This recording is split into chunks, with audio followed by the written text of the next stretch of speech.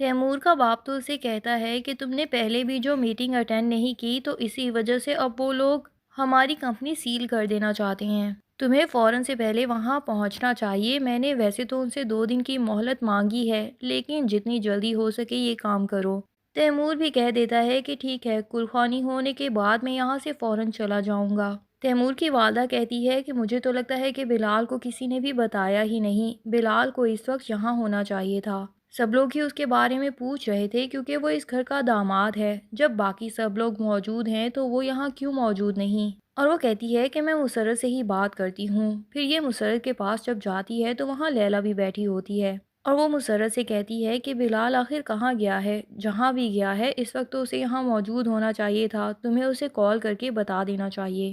لیکن لیلا کی والدہ کہہ دیتی ہیں کہ نہیں، اس کی بالکل ضرورت نہیں، ویسے بھی یہ جو کچھ ہو رہا ہے اسی کی وجہ سے ہوا ہے۔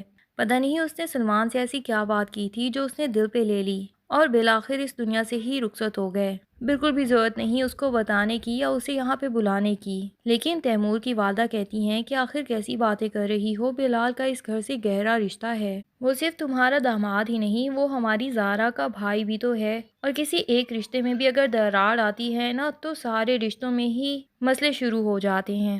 اس لیے اس وقت ان ساری فضول باتوں کو چھوڑو اور بلال کو یہاں پہ بلوا لو۔ لیکن لیلا کی ماں کہتی ہے کہ مجھے اس ٹائم تو بالکل ہوش نہیں، آپ ہی اس کو کال کر کے دیکھ لیں، شاید آپ کی بات مان کے وہ یہاں آ جائے، میری تو وہ ویسے بھی کوئی بات نہیں سنتا۔ تو تیمور کی والدہ کہتی ہیں کہ ٹھیک ہے، میں خود ہی اس سے بات کر لوں گی۔ جب وہ بلال کو کال کرتی ہیں تو اسے بتاتی ہیں کہ تمہارے چچا وفات پا چکے ہیں۔ بلال تو حیران ہو جاتا ہے اور کہتا ہے کہ تائی جان کیا بات کر رہی ہیں کہ اس دنیا میں نہیں، اچھے خاصے تو وہ اسلام آباد گئے تھے، پھر آخر اچانک کیا ہو گیا ان کو؟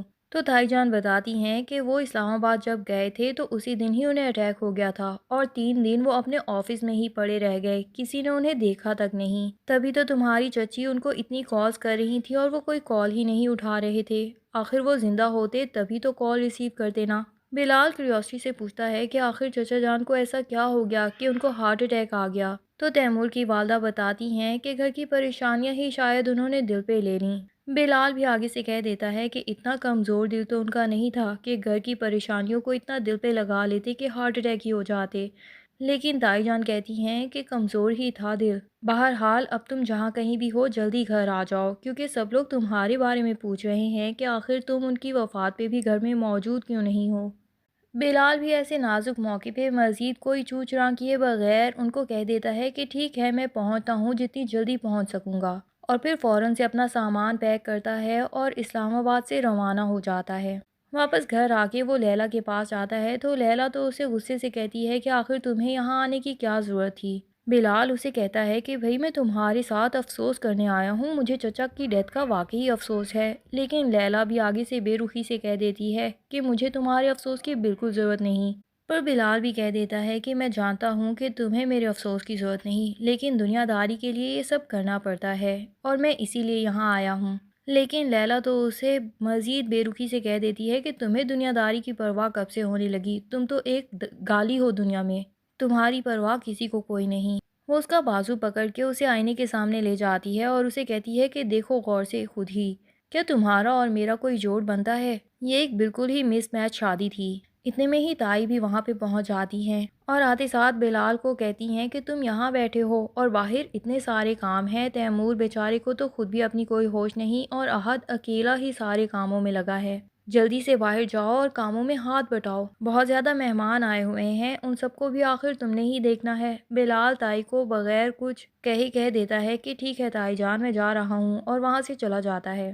ادھر ایمان بھی احد کو بار بار کالز کر رہی ہوتی ہے، لیکن احد تو خود بھی مصروف ہوتا ہے تو وہ رات کو جا کے اپنا موبائل دیکھتا ہے اور اس پہ ایمان کی اتنی ساری مسڈ کالز دیکھ کے وہ خود اسے کال کر لیتا ہے۔ ایمان جو کہ احد سے افسوس کرنا چاہ رہی ہوتی ہے تو اسے کہتی ہے مجھے تمہارے والد کی یوں اچانک ڈیتھ کا واقعی بہت افسوس ہوا ہے، پر اس بات کا مزید افسوس ہے کہ میں وہاں تم لوگوں کے ساتھ موجود نہیں ہوں۔ لیکن احد بھی اسے تسلی دیتا ہے کہ کوئی بات نہیں، ہم سب جانتے ہی ہیں کہ تمہاری مجبوری ہے، تمہارا افسوس کرنا ہی بہت ہے۔ تیمور جو کہ اپنے چچا کی قبر پہ دعا پڑھتا ہے اور پھر وہاں سے کراچی کے لیے روانہ ہو جاتا ہے، اور کراچی جاتے ساتھ ہی وہ ایمان کی یونیورسٹی پہنچ جاتا ہے۔ ایمان جو کہ باہر نکلتی ہے یہ دیکھنے کہ ڈرائیور اسے لینے آیا ہے یا نہیں، تو وہ باہر تیمور کو دیکھ کے چونک جاتی ہے کہ آپ یہاں مجھے لینے آئے ہیں۔ تو تیمور اسے کہتا ہے کہ ہاں آ کے گاڑی میں بیٹھو، چلو گھر چلتے ہیں۔ لیکن ایمان کہتی ہے کہ میں گھر جا کے آخر کیا کروں گی، وہاں پہ تو کوئی بھی انسان نہیں موجود، اور ویسے بھی تائی جان نے مجھے کہا تھا کہ تم اپنے پیرنٹس کے پاس گاؤں چلی جانا کیونکہ گھر پہ کوئی موجود نہیں ہوگا۔ لیکن تیمور کہتا ہے کہ میں تو گھر پہ موجود ہوں نا، میرے علاوہ تمہیں کسی کی موجودگی کی ضرورت بھی نہیں، اور اسے لے کے گھر چلا جاتا ہے۔ گھر پہ چونکہ وہ پہلے ہی سارے ملازموں کو چھٹی دے چکا ہے اور انہیں یہی کہا ہے کہ ایمان بھی اپنے گھر چلی جائے گی، تو ابھی یہاں پہ کسی کی ضرورت نہیں۔ ایمان اپنے کمرے میں جاتی ہے کپڑے چینج کرنے کے لیے، تو اتنے میں ہی گھر میں فون پہ بیل آتی ہے جو کہ زارا نے کال کی ہوتی ہے کہ کسی ملازم سے پوچھ سکے کہ تیمور گھر آ گئے ہیں اور ان کے کپڑے شپڑے نکالنے کے لیے کہہ دے۔ لیکن آگے سے جب ایمان کال اٹھاتی ہے تو زارا چونک جاتی ہے کہ تم یہاں ہو، تم ابھی تک اپنے گھر نہیں گئی۔ اتنے میں ہی پیچھے سے تیمور کی بھی آواز آ جاتی ہے اور وہ ایمان سے پوچھتا ہے کہ کون ہے، کس کی کال ہے۔ ادھر زارا فوراً سے کال بند کر دیتی ہے، لیکن اب اس کا دماغ مزید ٹھٹک جاتا ہے کہ تیمور بھی گھر پہ ہیں اور یہ ایمان بھی گھر پہ ہے، جبکہ گھر پہ اور کوئی بھی موجود نہیں، اور زارا سوچتی ہے کہ مجھے یقیناً فوراً سے پہلے گھر پہنچنا چاہیے۔ ادھر ایمان تیمور سے کہتی ہے کہ پتہ نہیں کال پہ کون تھا، میں نے تو کافی ہیلو ہیلو کیا لیکن آگے سے کوئی آواز ہی نہیں آئی۔ تیمور کہتا ہے کہ ٹھیک ہے چلو میں اپنے کمرے میں جا رہا ہوں، اور کمرے میں جا کے کپڑے چینج کر لیتا ہے اور اس کے بعد جا کے ایمان کے کمرے میں بیٹھ جاتا ہے۔ ایمان جب اپنے کمرے میں آتی ہے تو وہ نوکروں کو آوازیں دیتی ہے لیکن کوئی بھی نوکر نہیں آتا، تو پریشان ہو کے تیمور سے کہتی ہے کہ حیرت ہے گھر میں کوئی بھی موجود نہیں۔ تیمور کہتا ہے کہ میں تو گھر میں موجود ہوں، کیا میں تمہیں دکھائی نہیں دے رہا؟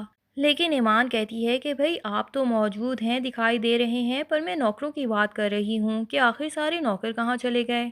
تو تیمور بتاتا ہے کہ امی نے ان سب کو چھٹی دے دی ہوگی کیونکہ سب لوگ تو اسلام آباد جا رہے تھے، اور پھر تمہیں بھی اپنے گاؤں جانا تھا، تو پھر گھر میں نوکروں کی فوج کی آخر کیا ضرورت تھی، اور ان کو بھی تو چھٹی چاہیے ہوتی ہے نا۔